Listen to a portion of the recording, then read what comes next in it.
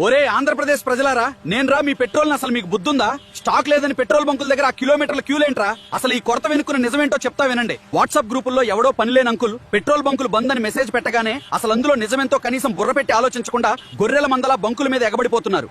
రోజు 1/2 లీటర్ కొట్టించేవాడు కూడా ఇవాళ ఫుల్ ట్యాంక్ కొట్టిస్తున్నాడు. అది చాలక క్యాన్లు, పాత థమ్స్అప్ బాటిల్స్ పట్టుకొచ్చి నెలకు సరిపడా నన్ను మూట కట్టుకుపోతున్నారు. అసలు విషయం ఏంటంటే ఇంటర్నేషనల్ మార్కెట్ లోన డిమాండ్ పెరిగి క్రూడ్ ఆయిల్ రేట్లు మండిపోతున్నాయి. ఆయిల్ కంపెనీలు వాళ్ళకి లాసులు వస్తున్నాయని సప్లై కొంచెం కంట్రోల్ చేశారు అంతే. ఫ్యాక్టరీల ఓనర్లు పబ్లిక్ బంకుల్లో స్టాక్ జురుకుంటున్నారు. దీనికి భయపడిపోయి ఒక్కొక్కడు క్యాన్లు, డ్రమ్ములు, ఆఖరికి ఇంట్లో నీళ్ల బిందులు తెచ్చుకుని బంకుల్లో లేకుండా నన్ను ఎత్తుకుపోతుండా. ఏలూరు, విజయవాడ, గుంటూరు, కర్నూలు వాళ్ళకైతే పూనకాలు వచ్చేసాయి. బంకుల్లో నన్ను పీల్చి పిప్పి చేసి నో స్టాక్ బోర్డులు తగిలించేలా చేశారు. రాజమండ్రి, కాకినాడలో అయితే కారుకి అయ్యి ఆటోకి 300 అయితే ప్రభుత్వం కూడా నెత్తినోరు బాదుకుంటుంది. ఒరే నాయన్లారా, కావాల్సినంత స్టాక్ ఉంది, ఇంకో ఎక్స్ట్రా కూడా దింపుతున్నాం, భయపడకండి అని. అయినా మీకు చెవిటివాడి ముందు శంఖం ఊదినట్టే ఉందట్రా.